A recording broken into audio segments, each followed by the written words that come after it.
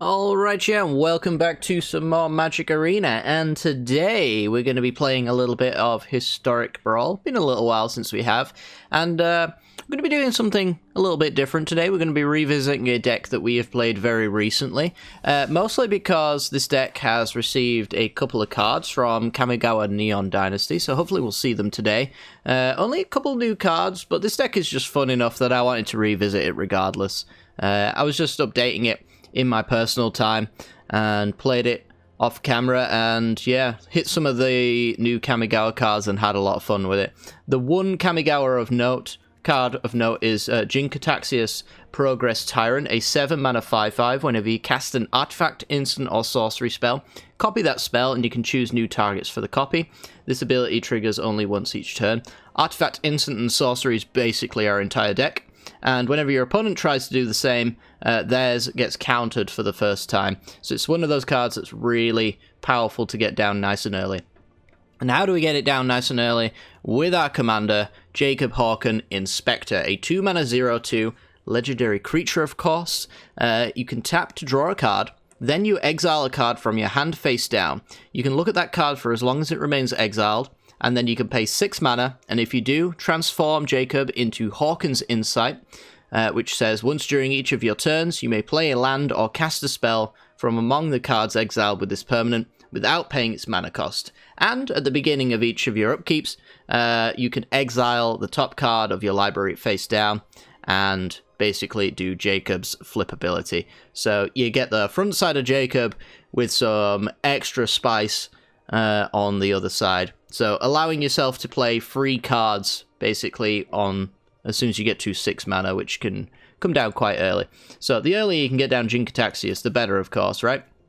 So that's one card that we've added to the deck. We also have Otawara Soaring City in our mana base. It's just an island, so strict upgrade from a basic island, basically.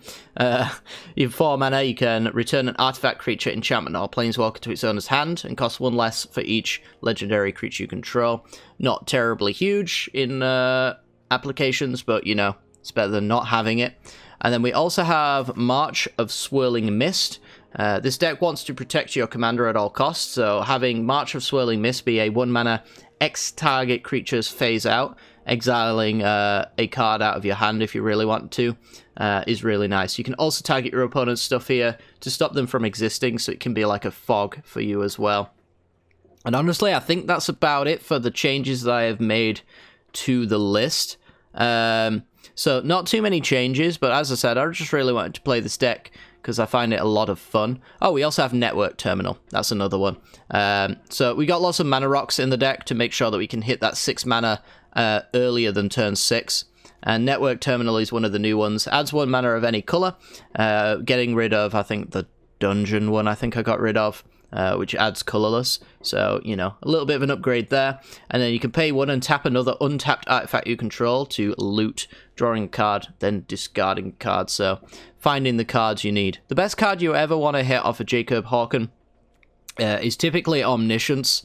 Obviously, getting this, once you've got to 6 mana, you play your Omniscience for free, and then suddenly your 6 mana is irrelevant because the rest of your deck is free, is pretty great. And then you get to drop your Ulamogs and your OG Jinkataxiuses and your Overflowing Insights drawing 7 cards, your Nezahals, which draw cards whenever your opponent plays non-creature spells. You got extra turn spells with Time Warp in here. You got lots of stealing spells as well with Lay Claim. There's also Bolus's, whatever it's called, I can't remember, in Bolus's Clutches. Got Discover the Formula as well. Perpetual cost reduction there. It's quite nice, especially with colorless cards. These just basically get a 1-mana cost reduction, as opposed to, like, these 1-mana cards that might not get cost reduced. It's all real cool. So yeah, the general idea is a protect the queen kind of strategy. You want to get Jacob down when you know that he's not going to die. And you can do that as early as turn 3, if you don't want to play it on turn 2, that is. Because we've got lots of things like you see a guard approach, early game, counters like Swan Song, Wash Away. Got Spell Shield, this one has Kicker, but against burn spells you can do it for 1 mana to avoid needing the Hexproof. Dive Down can do it as well, and Pact of Negation, probably don't want to be doing that one early game, but it is nice all the same, because when you go with your Jacob Hauken and you pay your 6 mana, typically that's all your mana spent. So your free card can still get countered, but if you got a Pact to Negation, you know you can pay for it, so you can still have a free counter to back it up. Otherworldly Gaze is a cool card though, while we're on the topic. It allows you to look at the top 3 cards of your library, and you can leave them on top or put them in your graveyard, which means you can set up Hawken's Insight, which is really nice. Lots of cards that could do that. This one's the best by quite a fair bit, I would say. Although I guess there's also Searcher's Canter, which does the same thing. If you just decide not to flip it over into the Sunken Ruin, then you get that upkeep stop, which you can use just before Hawken's Insight to look at the top card. If you don't like it, surveil it into your graveyard, and then take a blind hit off the top for the Insight, which is kind of cool. But yeah, this deck is super sweet. It can be a little bit fragile at times. There are definitely matchups that you just straight up will never win in a million years, but there's also a couple of matchups that you'll never lose in a million years, so, you know, I think it about cancels it out. It's a pretty cool commander, and yeah, one that I get a lot of joy out of playing. If you do enjoy today's video as well, make sure to hit the like button and subscribe. Without further ado, let's go. This video is brought to you by the generous support of our wonderful patrons and channel members that you see here. If you'd like to support the channel and get access to cool content like sneak peeks, bonus videos, polls on future content, or access to a personal deck critique from myself every month, then hit the join button down below, or check out the Patreon link in the description. With all that said, let's get into the gameplay.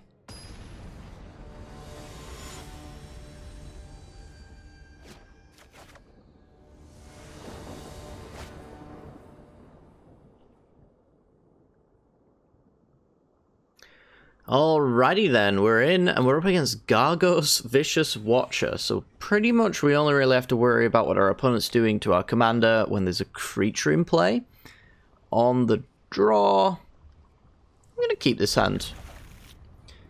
Yeah, mono green, Gargos Vicious Watcher, 6 mana, 8/7 with Vigilance. Hydra spells you cast cost 4 less to cast, and whenever a creature you control becomes the target of a spell, which could happen with Hullbreaker nonsense. Although it's actually an ability, so no, it won't. Gargos fights one creature you don't control. So I'm just going to lead off with an island here. See if we can keep Otawara as a land. It's not exactly a tap land, so we can hold it for the very last minute. Mana Dork, perhaps, for our opponent. Guardian Idol. You see, they could suit that up and then fight. I'll take my chances on that, I think. Guess there's also 4-drop creatures that fight as well. You could turn it into a 3/3 with no abilities. That would do a thing. Alright, but that just gives me the ability to block with it, so I think we'll go ahead and do that. I think I'll just go Cold Steel Heart here on blue. And then if they try to level up and push through my Jacob, I'll just block with it.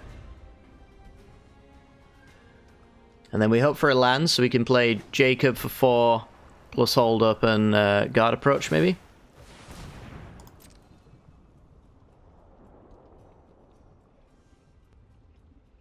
So they've leveled up, but do they want to invalidate that Kenrith? Looks like they do. Fair enough. I'll offer the trade here.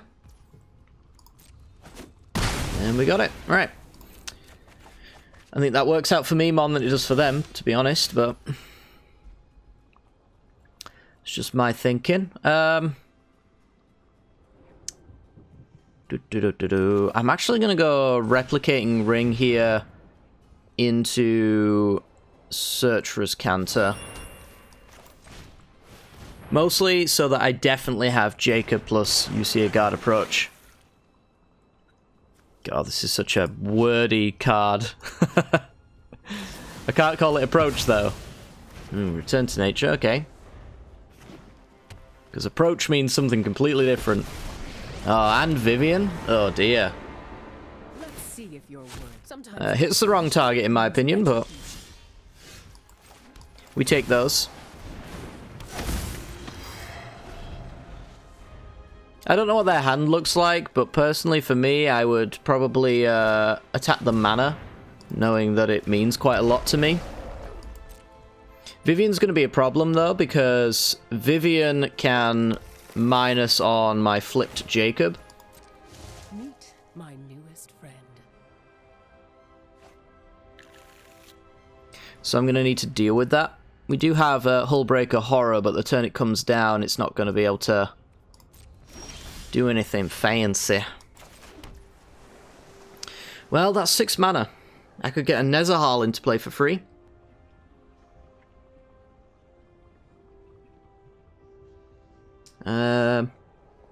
This is only creature.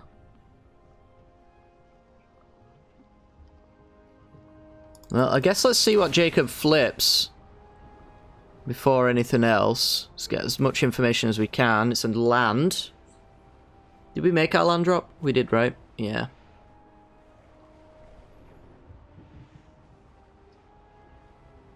Almost if I put Time Warp under it, I think that's kind of okay. Pay the 6, take the extra turn, and then just take a blind flip off the top with Hauken's Insight.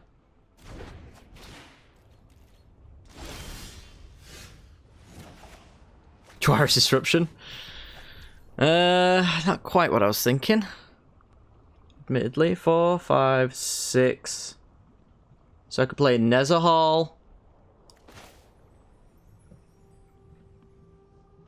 Or Hullbreaker Horror here. Artifact Enchantment or Creature with Flying. I think I might just flash in Hullbreaker Horror. I don't see my opponent really dealing with it as such. If Insight sticks around, which it could just by Vivian deciding to live. Land off the top, land off the top. Or have they already made that land again? Vivian. Things that would break someone like you. Vivian plus Oracle is very annoying, and Blossoming Defense could fizzle a Hullbreaker Horror trigger. Ranger class leveled up.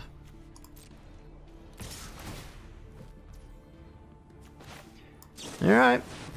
I'll let them draw a Blossoming Defense. They're going to draw it eventually anyway.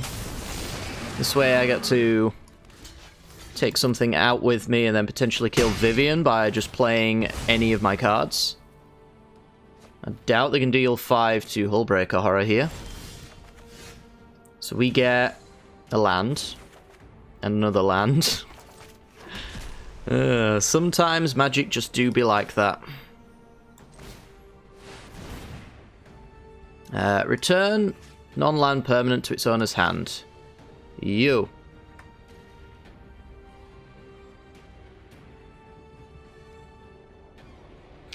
And then we can fizzle that by giving this hexproof. Still going to return this permanent because even Indestructible doesn't stop Vivian from dying to Hullbreaker Horror damage here. It's not how that works. I'll be back, just like before. Alright, and now we've got 2 fat big boys in play. One of them just consistently bounces over and over and over again. They get to do some Gargoth stuff. They could have killed my Hullbreaker Horror there, but they would have drawn me a card with Blossoming Defense. Yeah, if they kill my Hullbreaker Horror, they get a 2-mana Great Henge. I don't know why they're conceding, to be honest. I think they're in a pretty reasonable spot, but they disagree, so we'll take it. On to the next one.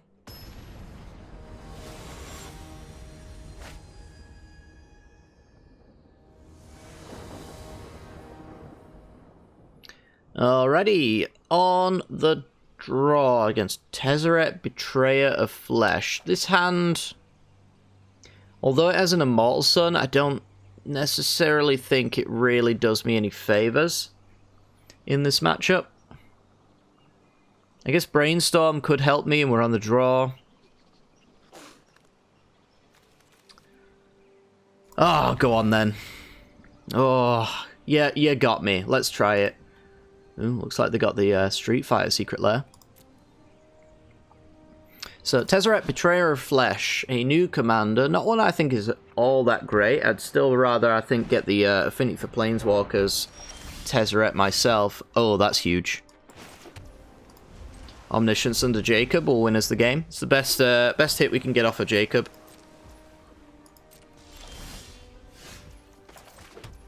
I'm not going to play into counter magic, because I think I'll just be commander taxing my commander for no reason. Mox Amber. So anyway, Betrayer of Flesh. 4 mana, 4 loyalty. The first activated ability of an artifact you control each turn costs 2 less to activate. Something to note, a mana ability does count. So if you use a mana rock to ramp into Tezzeret, you'll actually use his passive immediately without any value. The -2 allows you to do what the Blackstaff just did, turn the Mox Amber or any other artifact into a 4/4. And then the -6 gives you an emblem with whenever an artifact you control becomes tapped, draw a card. That part's kind of huge. It doesn't take too long to get to the ultimate there either. Opponent just passes. We're in no rush to really do anything here. We're just going to keep taking 4 for a little while until we get to 6 mana. Want to try and hold up enough for counter magic in case they go for Bounce Jacob, while also putting things under Jacob for when he eventually flips, which is in 2 turns from now. So we can take the 4 for the 2 turns from now. I'm gonna put Ulamog under. I'm not putting Omniscience under because until he flips, that Omniscience is still useful to me. Inventor's Fair. Anything that's underneath Jacob right now before he flips is basically risky, lost value.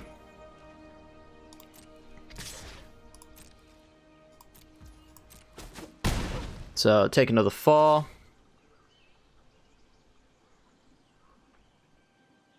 Just going to play purely reactive here. Use our life total as a resource, because we win as soon as Immortal Sun goes off. Here, I'm just going to put... sorry, not Immortal Sun, Omniscience. Speaking of, though, we're going to be able to free cast Immortal Sun next turn.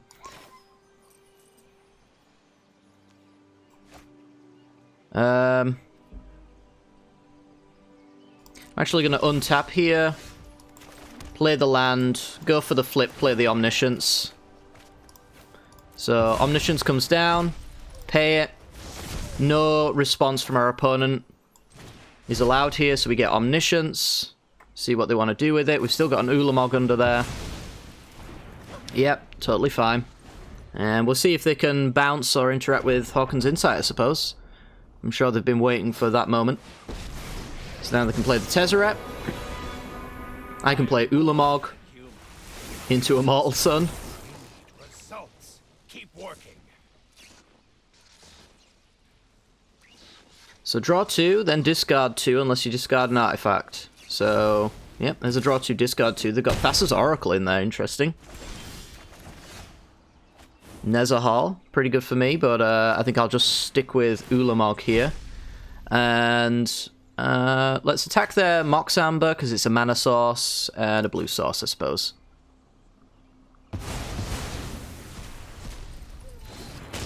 Ulamog's down, land down, Immortal Sun down, and I think we're pretty happy with that. Next turn we get Nezahal for free. So their commander doesn't work anymore. I'm drawing 2 cards a turn, and I've got a very sizable threat.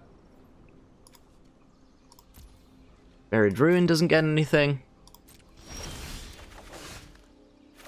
And no reason to brainstorm just yet. I'll use it when I need to find something that I don't have. Spell Shield's huge here. Actually, no, it's not that huge, because it shouldn't really be under Hauken's insight for it to be useful. Although if they use it before I go for my Nether Hall, then maybe. So let's go to combat first before I play my Nether Hall. Because I can spell shield in response to bounce magic. And hit them in the face, exiling 20 cards. Pretty much catching up for all that Mox Amber damage. Can't remember, is it face up? No, it's always face down. They don't know what I've got underneath Hauken's Insight. These 3 cards are unknown information. So they don't know that I can protect my Ulamog. I am going to go for Nether Hall here. Can't be countered. And can be easily protected on this board. Could go hard cast Shark Typhoon for the fans. Alright, I draw a card. Wasn't a board a counter spell, so let's go looking for one. Yeah, we got a Time Warp. Guardian Idol. So I could do Idol Bang Bus. Let's put these guys back, I guess. Yeah, I mean, we're not really tied to Shark Typhoon anyway. It's basically a win more. So Bang Bus. Idol. And I'm kind of curious what they're going to do to really win the game here. This is either a counter spell or an extra turn spell or card draw. I'm assuming it's card draw. River's Rebuke. Bounce my board. Okay. Well, we're going to draw a card first.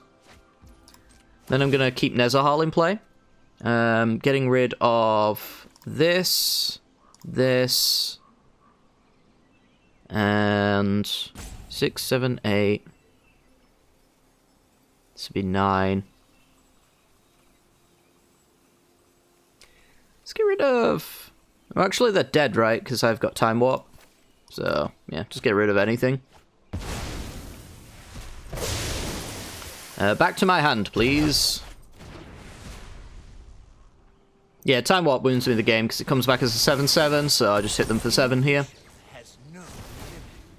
And then hit them for 7 again. Boop. Alright. GG's. No missed lethal for me, and their hidden card was... I think an Allrun's Epiphany. I think. Yes. Yeah, it was an extra turn spell. Alright, well, 2 can play that game. On to the next one.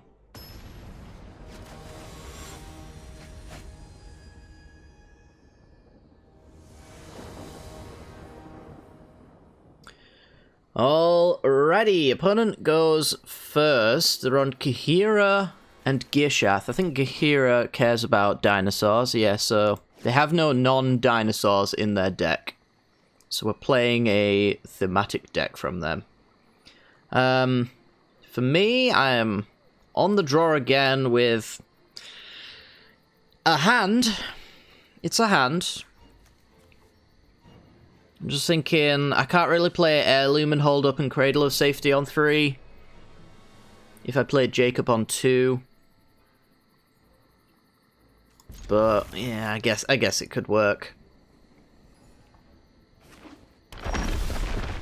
If our opponent's all dinosaurs, maybe there's a chance that I don't need to protect my Jacob. I don't know. Grasping at straws on that one, I think.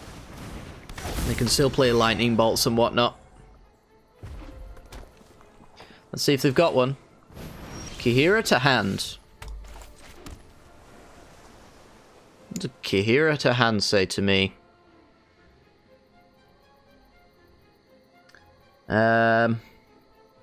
It just says, just play your Heirloom. Play your Heirloom because we can pay for Jacob to come down next turn anyway. If he does die here. So they can play the Kahira, which... That actually says to me they have 3 lands and they're not confident they're going to draw more, and they've got lots of 4-drops. There's their 4-drop. Protection from blue is very scary, honestly. That could kill me. Alright, let's start digging through the deck. Starlit Mantle. I don't need more than one of them, presumably. So which one's better? Are they functionally the same? Yeah, functionally the same. Let's keep the new one. Cycle the Sandbar. Shimmer Dragon.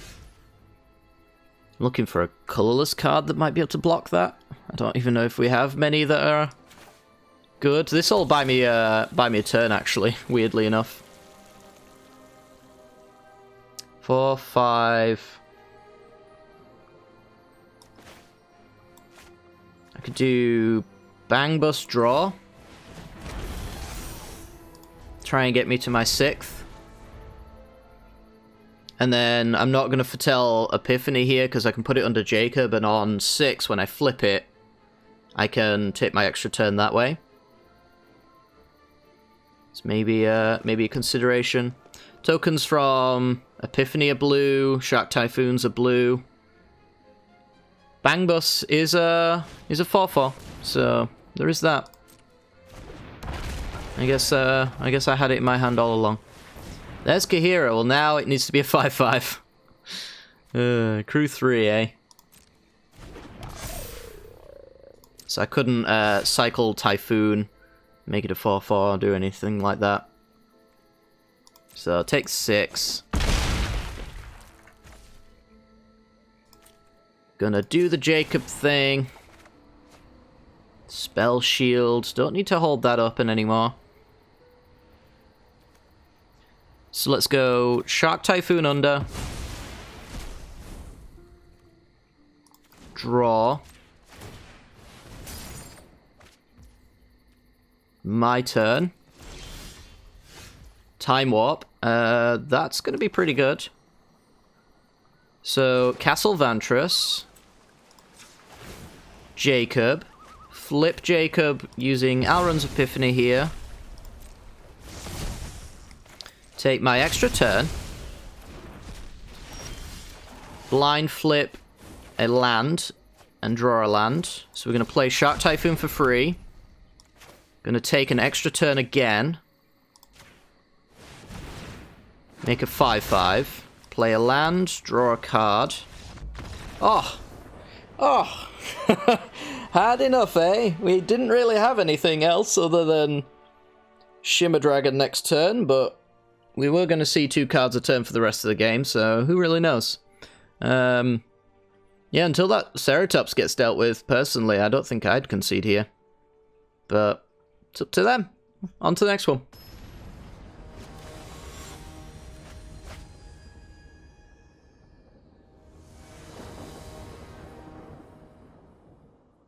Alright, up against Sorin Imperious Bloodlord. We've got all the cards that Jacob wants under Jacob. So I'm going to keep this one. Do we lead with Sandbar? That's the question. Sorin Imperious Bloodlord, a 3-mana planeswalker, 4 loyalty. You can tick up for 1 and target creature gains Death Touch and Lifelink until the end of the turn. If it's a vampire, put a counter on it. So obviously, mono black vampire tribal. You can tick up for 1 to sacrifice a vampire. Whenever you do, it deals 3 damage to any target and you gain 3 life. Not great for me. And then -3 puts a vampire from your hand onto the battlefield. Very spooky. I am going to lead with the Sandbar. I think I want to play all the way up my curve and some point play the Jacob. Probably when I know that I can protect it from removal spells, since this is a mono black deck. It's basically the way that they're going to try and interact with me, is through kill spells. Ornithopter of Paradise could see one right here. And as well, we don't necessarily have to rely on Jacob here. If the Celestis and Network Terminal all come down and we get loads of mana just to play Jin-Kataxias. But there's a Sorin's Thirst. That would have killed Jacob if I played him on curve. So let's lead with Celestis. Set the day and night cycle going. they don't play anything, which is very, very, very unlikely, then I get to loot. And now I've got Key to the Archive as well that I can play. If I can just ramp to Omniscience, all will be well. Free Vampire? Who comes into play here? Drana. Alright, it's just a 4-4 though. Actually, it's not just a 4-4. I lie, because Saurian can sack Conquistador and Drana can reanimate it, right? Non-legendary creature? Yeah, so they can continue that loop forever. That's kind of scary. Key to the Archive, help me. Doomblade is my only removal spell. Love it. Absolutely love it. I guess I'll take Growth Spiral. 2, 3, 4, 5, 6. This would be 7. I'm just honestly going to get rid of Growth Spiral. It gets rid of the mystery of what Key to the Archive could have given me, but it's just not a very good card anyway. Yeah, Jacob's just dead in this matchup, so it's just going to rely heavily on... Well, really, I just want to find River's Rebuke at this stage. So they can put a counter on it instead of having to yeet it into the yard. And I'm dead pretty quickly. So I get to go Network Terminal.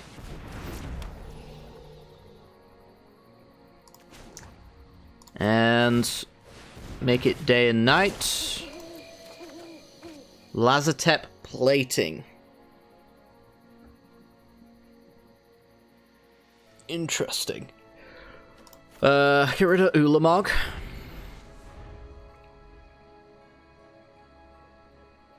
What does Plating do for me?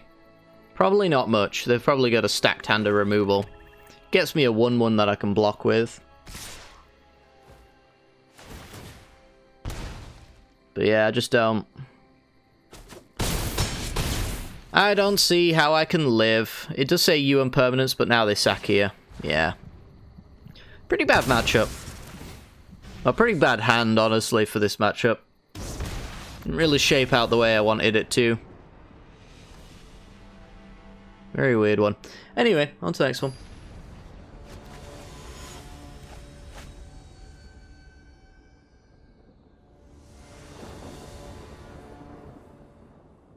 Alright, we're in, and this hand is good.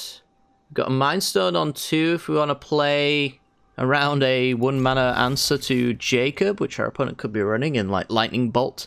We've got Wash Away as a 1-mana answer to our opponent's commander. That being said, they could also have Wash Away, which is going to be less than ideal for us. So Joyra, Weatherlight Captain, a personal favourite of mine that we haven't played in a while. 4-mana 3/3 legendary creature. Whenever you cast a historic spell, draw a card. And a historic spell is an artifact, or legendary, or saga. So any of those getting cast cantrips for our opponent. It's very fancy. I'm just going to play a Mind Stone here, even if in response they go to kill my Jacob. The Mind Stone pays for the command attacks. And yeah, I'm just happy to eat counter spells from our opponent as well. No problemo there. They've got a Midnight Clock. So they could have a Joyra plus counter backup maybe with a 1-mana Spell Pierce or something like that. Let's stick Lay Claim, I think, under Jacob. At this early stage, I'm just thinking about cards that I don't really mind losing if our opponent decides that they want to... I'm going to go Hedron Archive here. If they decide they want to bounce Jacob, which they have to right now because he's about to flip.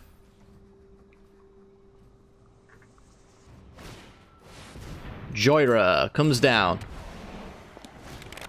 Mox Amber, redraws and leaves them with an extra 1 mana.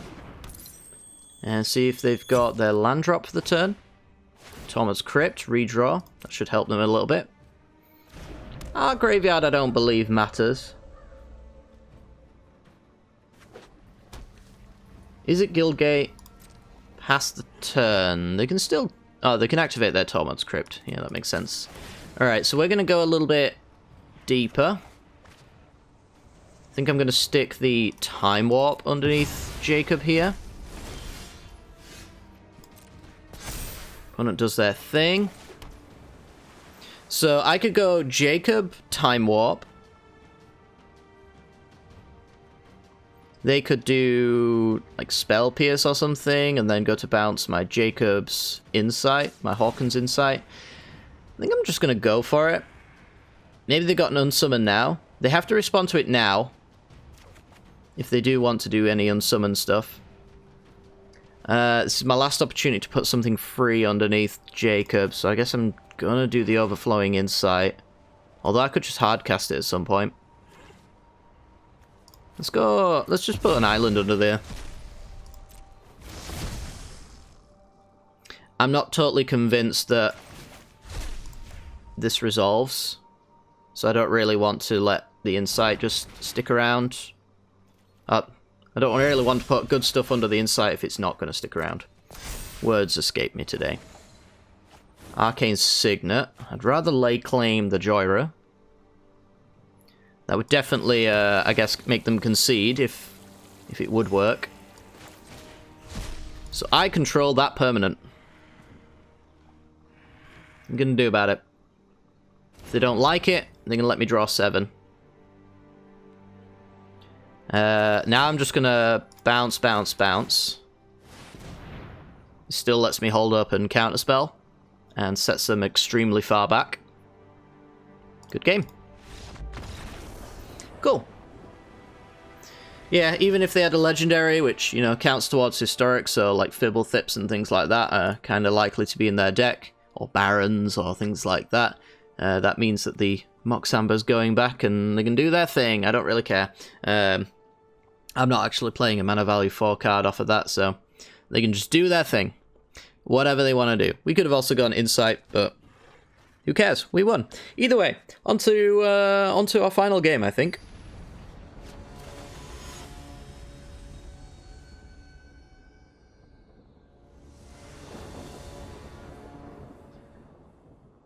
Alrighty. Up against Rin and Siri, a commander I haven't seen in a while as well. Lots of blasts from the past here. I'm going to keep this hand. It's kind of slow, but we can hit Rin and Siri with Tail's End. Otherworldly Gaze we can hold until Jacob flips, which I think might be the way we want to go about it. I guess I could do one Otherworldly Gaze here, see if I can find a 2-drop. Yeah, I kind of want all of these. Let's take them in that order, I guess. I'm going to get down Jacob while I still can. He could get removed, but I think that'll be okay.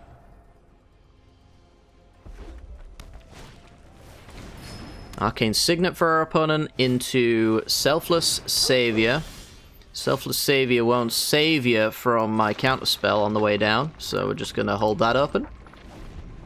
I actually just go Tail's End for Rin and Siri, because counterspell's more applicable to just anything in general. Or they won't go for it, and I'll counter their Realm Walker. Avoid the 1 damage, and then dig for a land drop. We know we're not going to hit it, but the card underneath might be. Let's get rid of Shimmer Dragon. It's expensive, it's not overly powerful. Let's see if I can get a land. We did. Alright. That changes my decision a little bit. Getting the counterspell out early is good, because now we don't have counterspell open. Oh no, we could have had counterspell open. That's fine though. Get rid of Ibarith here. Play you. Tap all of our colorless. Yeah, there's our double blue right there. But that's Tail's End, so no Rin and Siri for you. And then land off the top for us. Vanquish's Banner, deal. Land off the top for us would mean a flipped Jacob. Name's Cats. Cats are pretty good at taking care of my artifacts, funnily enough. So there's the land I want. The rest can probably just be a mystery, I think. I do like Citrus Canter, though. So let's get rid of Jawari's Disruption. Put the land I want to draw on top. And then Citrus Canter can be drawn.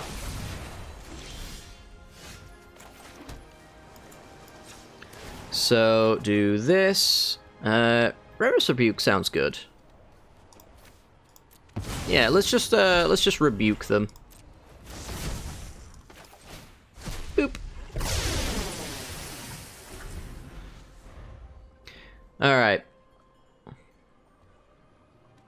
So Citrus Canter, we can choose not to flip it so that we can always see what the top card is. I'm just going to go with a banner, presumably named Cat again. If they're named Dog, they've got that redraw though. Embolus's Clutches, huge. So let's go with Imareth here. As Canter and Foretell Alrund's Epiphany. Rebalance Alrund's Epiphany costs 7 no matter what, but if you foretell it, you do get the birds now. So there's the Rin. There it goes again. Veil of Summer is legal in this format, but they don't have it, so back to the command zone with thee. And then we see what disgusting thing we can get off the top. Long-Tusked Stalker, a cat. Redraw. Alright, disgusting card. What have you got for me? Immortal Sun. I'll take it. That'll actually cost reduce Alrund's Epiphany. Which is awesome. So, let's draw a couple cards. Yep. Cool. Cure of Sea Gods. Nice and cheap as well. We're drawing 2 cards at least off of Imareth. We're looking at the top 2 with the Citrus Canter over the next few turns, so we get to see what Hauken's Insight will get us.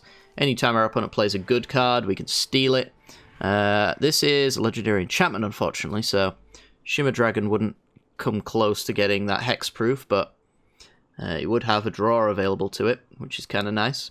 But yeah, I think we're just extremely far ahead. Too far ahead for our opponent to come back, and they know it.